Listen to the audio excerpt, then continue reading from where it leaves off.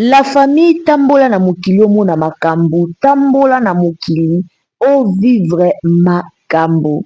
Kaka nde nayebisaka bino makambo suka te, makambo likolo ya makambo. Na miniti oyo nazoyebisa bino eza ya koyinda eyindeli Pasteur Moïse Mbie.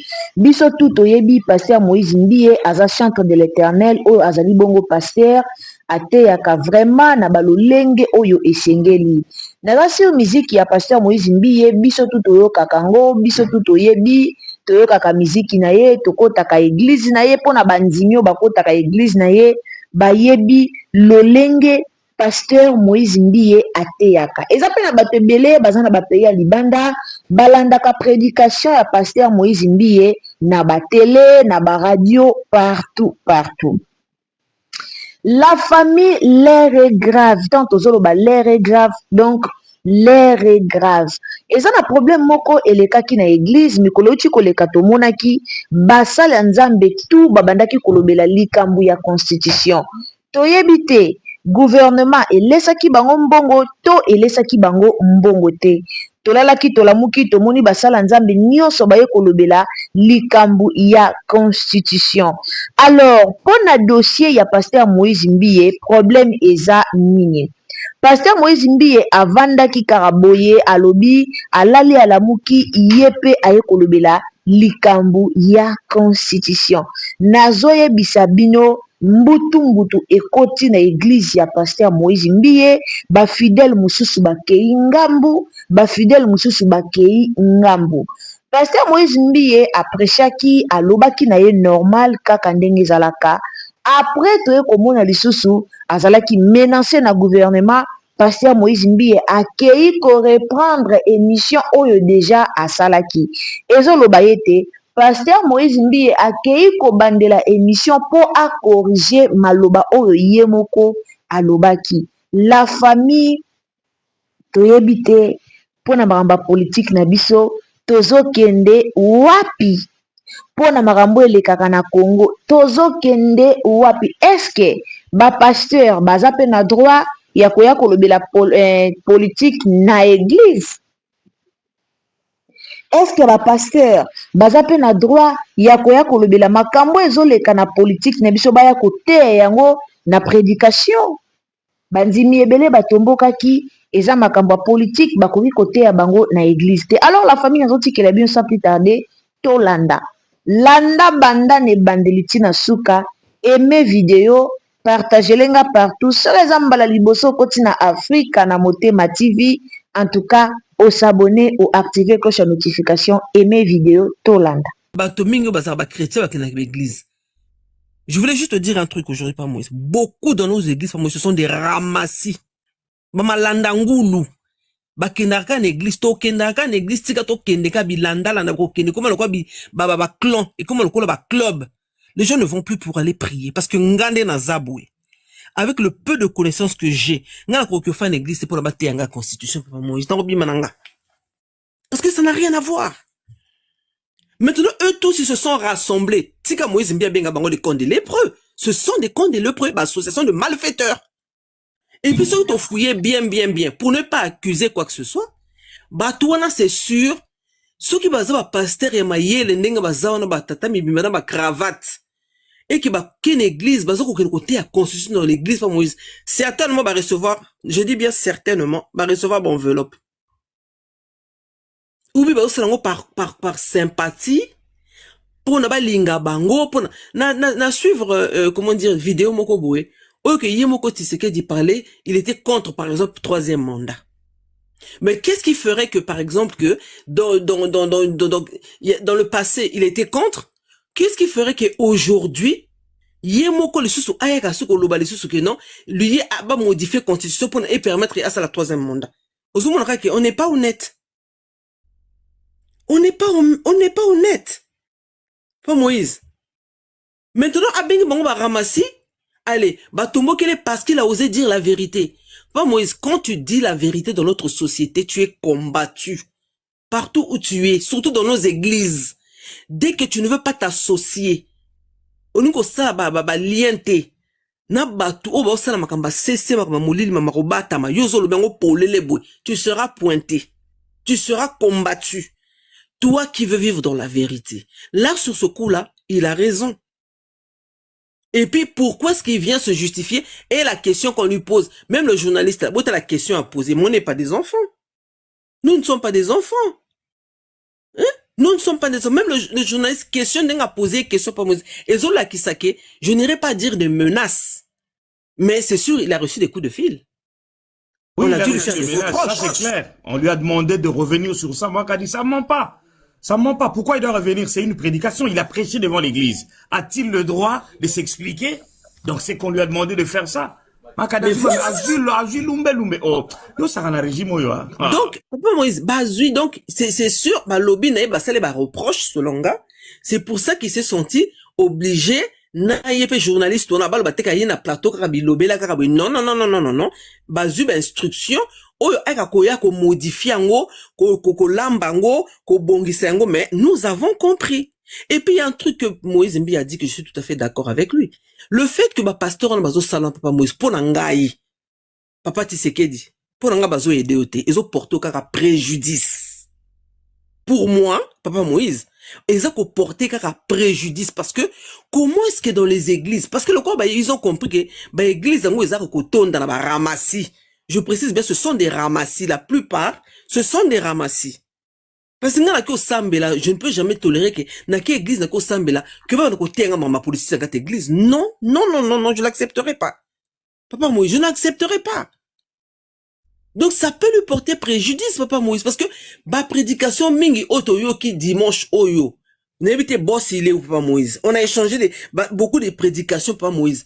Et belé ba pasteur week-end papa Moïse ba te kaka sur la constitution. Mais c'est quoi le problème? Et sur ça, ils veulent venir nous voiler la face pour dire que oui, bazo soutenir Tebo et Naboué. Mais non, mais il faut arrêter. C'est clair. Et puis nous savons comment ça fonctionne dans nos pays. En Afrique, bazo salaka qui dialogue là au Pelé. Pas Moïse, il y a des enveloppes qui sont circulées. À un moment donné, il faut qu'on arrête. L'ennemi de l'homme noir, c'est l'homme noir. Il faut qu'on arrête ça, papa Moïse. Tika benga bango, ni ba kon de lépreux. Ngala sepe na moana makasi. Ce sont des camps de lépreux, papa Moïse. Même dans nos églises aujourd'hui, papa Moïse, ba forma ba camp ba lépreux. Nzamba pa mola Moïse mbi. Ce sont des camps de lépreux. Batumoko o papa Moïse ba lingi na bango vérité te. Bazo ça ba apparence de la piété, ozo mona bango ba cravate minene ma boumou minene ba papa mibimba. Donc mais ils ne disent pas la vérité. Bazo ça ma kamoko za contraire il y a la parole de Dieu, mais ba koluka ba verset mo na kata Bible pour na ba justifier ba connerie na bango bazo ça. À un moment donné, il faut arrêter. Papa, tu sais que ce que vous faites là, et ça vous porte que préjudice. Donc, bateau dans l'église, na bango, batik à côté à constitution. Constitution, et l'Obama, na ba parlement, kuna, ba réunion salama, na ba association, mais pas dans l'église, c'est pas le lieu. C'est pas le lieu, papa Moïse. L'église, c'est pas le lieu. Moïse Mbi, quand il parle, je suis désolé, il est lucide. Il a dit, mais en faisant cela, ça peut lui porter préjudice également, oui. Moi, je suis d'accord avec lui. Ça peut lui porter préjudice, papa Moïse.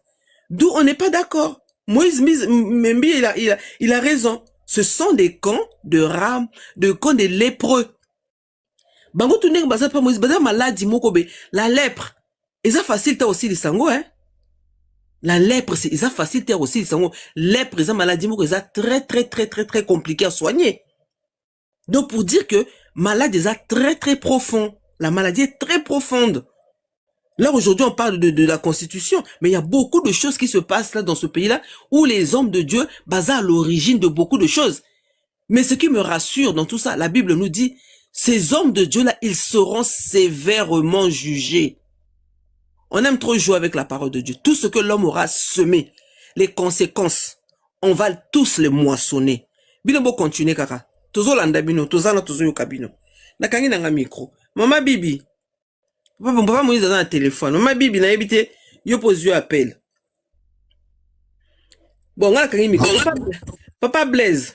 Na moi papa moko mataki na Blaise. Eza be na tata papa. Na se ya papa na nyoyo, papa penalty. Bonsoir Makadi.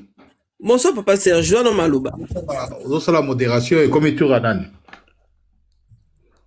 Bon, namoni papa B on a C, ya papa penalty. Papa Bwanga, allez-y, Bwanga. Serge Mabaloba. Non, Bwanga mutamataka après papa. Bwanga mutamataki ya Bwanga kangi micro na ya solo bate. Bwanga. Serge Maba. Papa Serge Loba. Bonsoir, Badeko. J'espère que vous allez bien. Papa Serge Maba. Papa Moïse, boyebi position na nga tosala ba live ebele awa ngai bato etu oyo ozomona na considérera bango comme des aventuriers. Baza ba leader d'opinion te suite à ba bêtise na bango basala, ce sont des aventuriers. Na ko kamwa lelo soki bokomi kopesa crédibilité na malobo e Moïse Mbia. Allô. Nani est-ce que Moïse Mbia sala ka partie na système te? Omoni place ba peuple congolais boza manipulable. Est-ce que Moïse Mbia wana boyebi na système wana yaza la kati te? Asa pe na kati. Lelo yo bozo lobila makambo constitution mais ngala zo kamwa ba opposant ya TikTok soki bolingi ba changer yango te bo kende bo mobiliser population bo sala ba max bo sala nini na sur le terrain et non ko lobaka bona ba TikTok 100 personnes 200 personnes yango ko jouer le côté parce que Fatine ngaza wana azo mona adversaire te o ya ko tia ekal lobby oyo lubete so ba pesi moteur de bato ba marché pona yango okomona ndenge foule ko bimana nzela ba ko marché baza d'accord parce que opposition zate et non que boya kana ba TikTok ko boudé oh non te biso bozana eloko moko te opposition lelo eloko bomia ko le susuna lo beza TikTok parce que bango se faire neti baza danser na kati ya TikTok peuple alingi bango mais sur le terrain zéro eloko zate boye baka soki peut-être est-il l'autre na Kabila kenda pour la nini après glissement na ye parce que opposition ezalaka makasi bato batelemela ye bobosani ta balongo se montre la loi ndakuna alongo la montre alataka montre mibale boye bobosani yango opposition ezalaka makasi yango esalaka ke akende asala su mandat mosusu te mais siko opposition oyo bino bokaka TikTok bokende bomobilize peuple bolakisa force na bino ke non tolingi te bachange wana bakondima bino et non ke boyaka na TikTok po boimpose bato bovuka bato entre temps boza minoritaire opposition ezalaka te terrain vide bozosala eloko moko te bozomona c'est ça le problème bato tout bazo jouer contre bino pasteur oyo ya lokuta wa miyibi ya lokuta oyo Moïse Mbia aza crédibilité nga moto soki esi akosa moto si na kanga na fonda malobane na kopesa ngo crédibilité te c'est un aventurier ozomona eza ba guerre na bango bazalaka nango entre bango ba pasteur ya linga sala ndenge babwakelaka bambwakela bozela mikoloko ya bokomona ba scandale ndenge kozonga entre bango na bango et okoma ya ba TikTok ya kosoa na badili bozela lobi kaka komona ba ko répondre na ba pasteur mosusu ce sont des aventuriers. Mais bato asambelaka, il faut boye barango, toute autorité vient de Dieu. Nenge balobaka. Passer pesa na droit prêcher bandiminaye, position ni bakoza na ngona mokili. Na kopesa bino exemple moko tozana poto ba témoin de Jéhovah. Bakendaka armete, ba votaka te, basala ka sali au drapeau te, basala ka makamwa te, baza prêcher na église na bango na makamwana, nenge bateka bango za idéologie na bango. Donc passer na passer akoko côté bandiminaye bosala pe boye, eza lokola ba kan moko basala ka toyebi yango ndenge lekaka partout. Ozomona et non que non Moïse Mbie lelo comme Saint Moïse Saint Mbie moto malamu bobosani ba scandale to sala est-ce que yazo sala partie na système te omoni ndenge ba balaka bino lelo moto moko akobima kakao yango wana omoni lelo bato ebele bazalaki na poto ba combattant ba komi ke o Kabila zonga parce que boza facile à manipuler hein moto bobengana kiyo moto botelemela kiyo pas même 10 ans. Bobo sa ina bina ko mutu malamu. Eza pe kaka ndenge to yambaka ba vieux Norongwanda na ba poto awa. Non apare ko ye mutazana. Bobo sa ni kazala ki Terminator ba to boma mboka wana bango wana. Mais to kende boyeti wa. To kende boyeti wa papa Moïse. Faut tout sosola. Ba to wana tous ce sont des aventuriers. Bazo sala profit, bazo bango va profiter katanga comme campagne électorale ou bete loko moko boy. Ba bimisi mutu po bali ambongo. Denis Lesa loba ngo na ba vidéo ezali a onengi Kabila za kopesa bango mbongo onengi ba sala propagande et lobi atande ko moko le même mukuna wana azala ko sala propagande pour la Kabila ateyaka ba papa Sergio gardez la main yo mto na parole tout solo noka moi deux ou une minute to lobi te que to pesi crédit na Moïse Mbie dire que to pesi crédit na Moïse Mbie c'est vraiment taper à côté de la plaque et ami balé papa Serge ne minimisez pas les réseaux sociaux. Moi, je peux te dire aujourd'hui que les réseaux sociaux, ils ont la puissance même que les gars marchent à Balabala. Les réseaux sociaux ont renversé même régime, Namboka. Ça, je te le dis, Papa Moïse, Papa Serge. Vous savez ce que nous faisons Congo, les réseaux sociaux? na Congo, accès aux réseaux sociaux, c'est à moins de 15%. Laissez-moi terminer. Laissez-moi terminer, non? Papa Serge, Nazo Peso parole. Papa Serge, Nazo Peso parole. Aujourd'hui, vous parlez de Tshisekedi. Tshisekedi aujourd'hui au pouvoir. Foye Bayango. Ce n'est pas la rue qui a chassé Kabila. C'est les réseaux sociaux et les Congolais de la diaspora. Je suis désolé, c'est la rue qui manipule. Kita, vous êtes têtu. Moi, je parle, vous m'interrompez tout le temps. C'est comme ça que ça se passe au niveau des réseaux sociaux. Oh, c'est là, on peut se parole. Nico. Donc, ce que j'étais en train de dire, excusez-moi, hein, parce que là, il m'a énervé. Ce que j'étais en train de dire, Papa Serge, le lot tozo linga, tozo ça n'est minimiser les lots réseaux sociaux, tozo ça n'est minimiser influenceurs, biso autres sur les réseaux sociaux parce que c'est Tshisekedi qui est au pouvoir. Mais qui sont en train de corrompre les lots yo? Bato ka ya ba réseau yo pour ba lo bao baza pour le pouvoir, ba sala ba campagne ya pouvoir. Combien bato pe ça ba mo pour ba sala ngo? Parce que ba yebi force na bango. Ma yebi force na bango. Nous Papa Serge, tolobi boy. Que Moïse Mbiye soit bon ou mauvais, c'est pas un problème. Moïse Mbiya Zanaka a un pouvoir ou pas, c'est pas un problème. Mais au moins, même si il y a Satan, a lobby est logo très capital. Et quand il logo a lobby et Ningisi Bango, je crois qu'il y a eu tout autant d'articles. Il y a page Facebook, il y a présidence de la République. Et ça officiel, il y a présidence de la République. Article Salami, aux Alagui de tout à l'heure, j'ai lu cet article-là. Ils se sont attaqués ouvertement à Moïse Mbiye. Si tu veux, je veux le lire tout à l'heure après. Donc, Moïse Mbiye a dit tout simplement tout haut, c'est que tout le monde dit, pense tout bas. Donc, moi aujourd'hui, je ne dis pas qu'il y a un petit crédit dans Moïse Mbiye, mais Papa Serge, il n'y a que des imbéciles qui ne changent pas. Alors, si Moïse Mbiye a changé, pourquoi pas te PCP crédit? Il n'y a que des imbéciles qui ne changent pas. Les hommes changent, Papa Serge. Même Yoko change le lobby. Même moi, je peux changer demain. Donc, moi, je crois que là n'est pas le débat. La question ici est celle de savoir, est-ce que Moïse Mbiye, comme pasteur, n'a pas le droit de dire et de prêcher devant ses fidèles que talabo ma constitution, pendant que Bango Batouana va passer au Yebiano va soutenir le pouvoir, dans leurs églises, na cher, bazo teyake, tu sais qu'il faut changer constitution, bazo qui va vision, tu sais qu'il y a un mandaté, a une mission, ils le disent devant la chair. Et ces pasteurs-là ne sont pas attaqués. Parce que bazo pour le pouvoir. Mais dès que quelqu'un dit quelque chose, ou est touché pouvoir, il faut pas s'attaquer. Pourquoi? Papa Serge. Papa Moïse, on répondre au nana liboso, et là, on salagi analyse, on salagi que non, les réseaux sociaux, na kinit, na Congo te. Parce que na Congo, batwaza assez na réseaux sociaux, ils ont 15%, on a presque la Kisasa Pekaka. So, ok, na boseko takuna, ok, na banani, boye, au moins, que batwa utilise en côté. D'ailleurs, live ming to salaka, on a le 99. Papa Serge, c'est faux. Mambozolo, c'est faux. Pardon. 99% ya bato akota ba live wa mingi ezalaka kaka biso bato za na poto. To na ka to za na kini. Ah ouais, momona mutu moko za na kini. Mais la plupart des temps za bato parce que les réseaux sociaux na mboka za na cher. Mutu kolinga ta charger $10 na ye pa kota na TikTok a baby ça. Non, ozomona. Yango na zoloba opposition il faut za sur le terrain. To boyo opposition te. Biso za ba démocrate.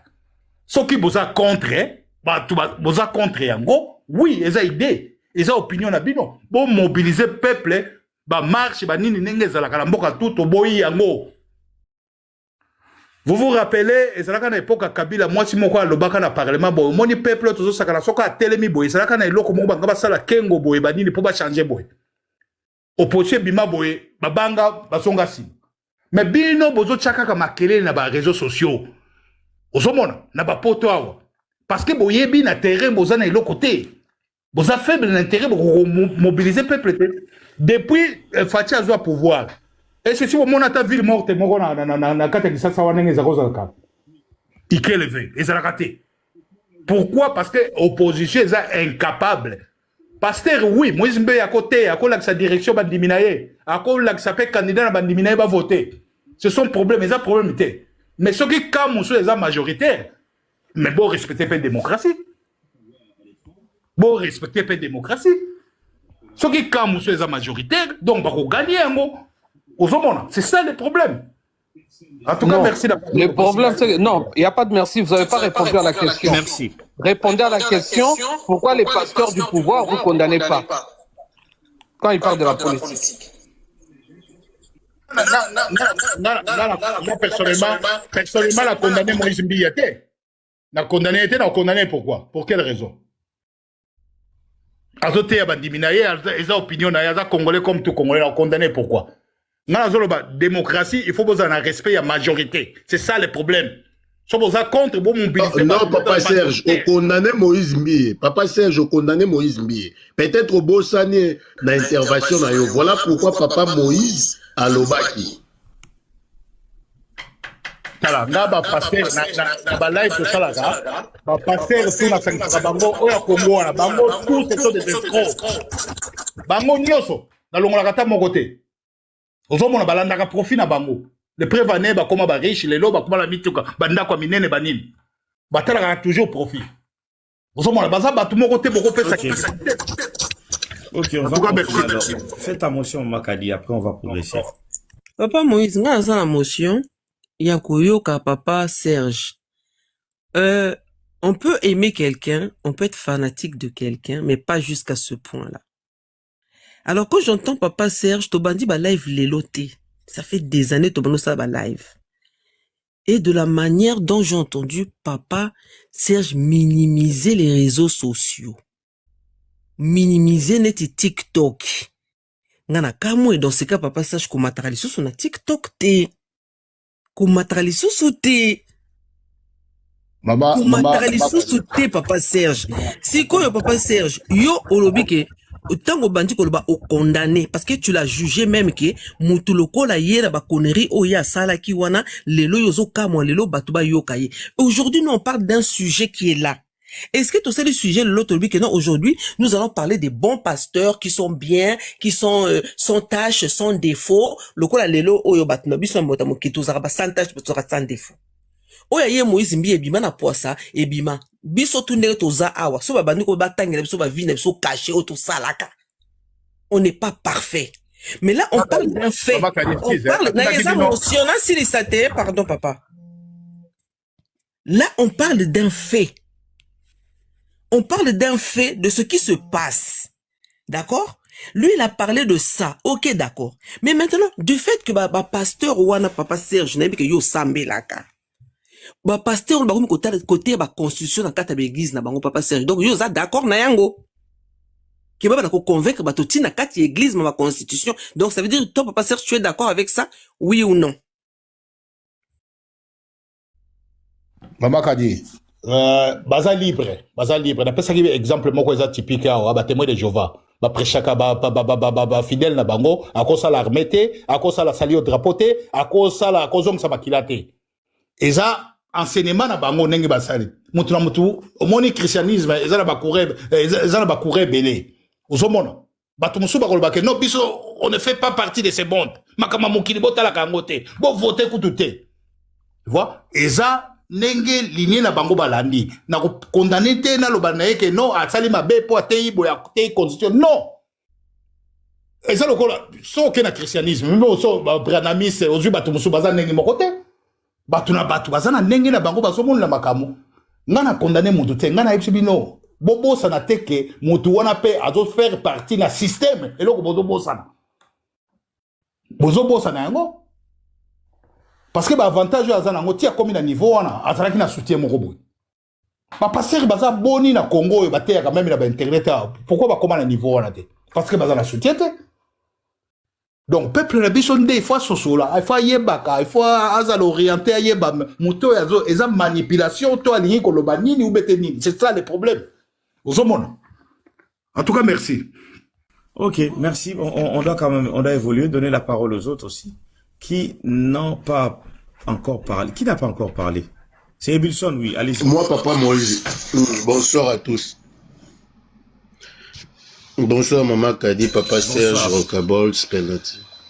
Bonsoir. En tout cas, merci beaucoup, Papa Moïse. Tant que motion, tant que Papa Serge Azolo. On a CP sur une intervention à Maman Kadi.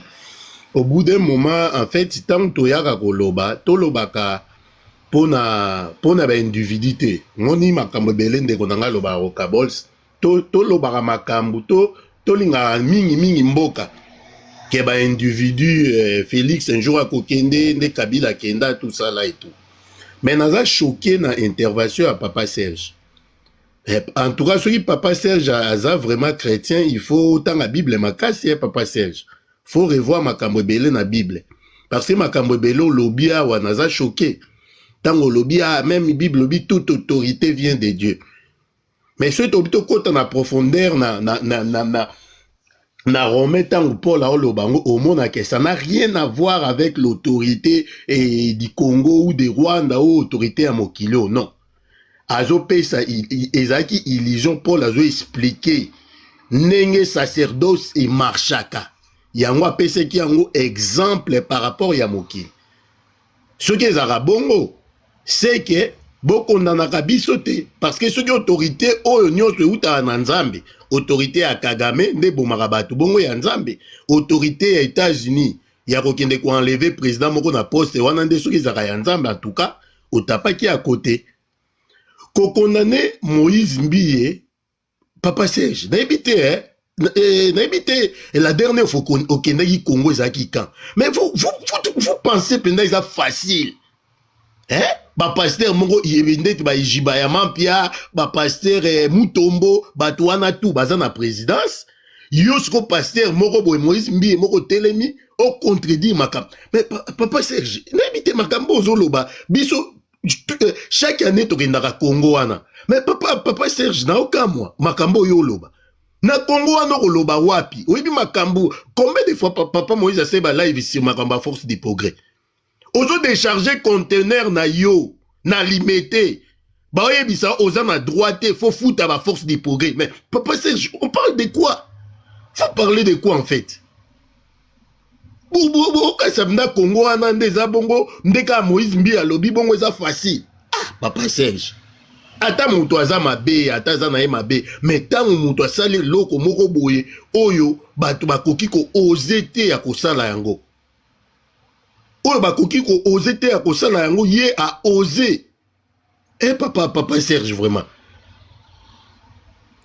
Aza muto a osé place o batukutu ba okokate ba okoloba te nani lo na Congo oloba o meki oloba bo se retrouver en prison o meki koloba bo ya lobby sur plus de 2 pasteurs o bazoloba makamwa mais ya telemi a lobby sikoto loba ke non bango nyonso tu bazandenge moko bien sûr oui bazandenge moko donc ce qui est siko pe aloba ndeti bango ke non to ko changer constitution ana. Est-ce que tu es tout fan d'abonner panel tout banda? Ndekobi sala nini intervention na yo na makambo ya sujet yo totaka Papa Serge non Papa Serge écoutez kozonga na ndenge mabete Papa Serge kompo ya Papa Serge d'accord Papa Serge c'est bon Papa Moïse Papa Moïse aussi non donc pour la Rolobabo et Papa Moïse en tout cas Moïse Mbiye a osé peko osé Moïse Mbiye a osé wana Papa Moïse 2 semaines eze belé tozonga na ba panel boyoka makambo ba créer donc ba luka pina ba frapper makasi po pina ba kwesa ye donc 2 semaines eze belé bokanga date ya lelo bo mona ke Moïse Mbiye a kozala frapper. Même na niveau église na ba ko créer loko moko boyeka bon mona ba luka ba quoi ça y est parce que talaka presque bango to wana baza ba papa na e to mona Moïse Mbiye Sonia tela e maboko muku na tela e maboko ba presque Ijibaya Mampia bango nyonso tu po Ijibaya Mampia za soki président ERC sikoyo yo mona moko boye ba papa place ba papa ba lobi non yo mwana moko boye ba mwana mukie oye boye lobi te eloko boye te. Donc en tout cas Moïse Mbiye bravo na ye na courage o azui donc à risquer mais bon toyebi ke makambo roye la ye bon eza peut-être chemin o ya poni donc ben ekoya komanda ki Poutine atango Kabila. Merci. Merci, Bilson. Je vais quand Papa même... Moïse, na saka émission. Papa Bilson, ebinze mwana te Moïse ayembaki banguna bakwei ndenge satana kwei bakwei lisusu bakukweya. On va écouter juste l'interview de Moïse Mbi avec Loussa Kweno, justement, pour faire comprendre que, moi je pense, en tout cas ça c'est moi, que Azouagiba menace. Il a changé quand même, moi, langage, mais il reste un peu lucide quand même. Vous vous en prenez donc à ceux qui soutiennent le président de la République alors qu'ils sont hommes de Dieu? Non, ce n'est pas ça notre objectif. Vous savez, personnellement, j'ai pris pour le chef de l'État aussi et nous l'accompagnons. Mais seulement, vous savez, par rapport à ma position, ça m'arrive de recevoir des pasteurs qui viennent de partout dans le monde, le pasteur de la diaspora, les pasteurs de Kinshasa, des jeunes pasteurs qui viennent me voir pour me dire, pasteur, toi tu es un homme élevé, tu connais tel monsieur dans le gouvernement, tu as des entrées partout par rapport à ta position. Nous, on peut se greffer, on peut passer derrière toi, créer un mouvement lié aux églises, créer notre propre mouvement où tu seras notre leader. Comme ça, avec la facilité que tu as d'entrer partout, nous pourrons manger de l'argent. Nous pourrons faire comme si nous accompagnions tel ministre, nous accompagnons les chefs de l'État pour que de temps en temps nous soyons payés. Vous voyez, j'ai vu des choses comme ça tout le temps. Et moi, une fois, j'ai posé une question à l'un des pasteurs qui me proposait la chose. Je lui ai dit, quel est l'article qui devrait changer dans la Constitution? Il me dit, je ne sais pas, mais ça doit changer seulement, on doit accompagner les chefs d'État. Je lui ai dit, c'est ça le problème. Vous ne devriez pas communiquer comme ça. Il faudrait viser l'intérêt du peuple. Il ne faudrait pas que les débats tournent autour d'une personne. C'est-à-dire que nous soyons contre le changement, que nous soyons pour le changement, mais il ne faudrait pas se lever et dire nous le faisons pour les chefs de l'État. Même le chef de l'État n'a pas besoin de ça, mais nous le faisons parce que le pays doit évoluer. Je suis aujourd'hui représentant légal d'une église que je n'ai pas créée. La cité Bethel est née en 1977 et moi j'ai pris les règles de la cité Bethel en 2021. Lorsque je suis arrivé à la tête de la cité Bethel, je me suis retrouvé avec un statut vieux qui a été créé en 94 lors de Singa Oudjou comme Premier ministre. Alors, qu'est-ce qui s'est passé?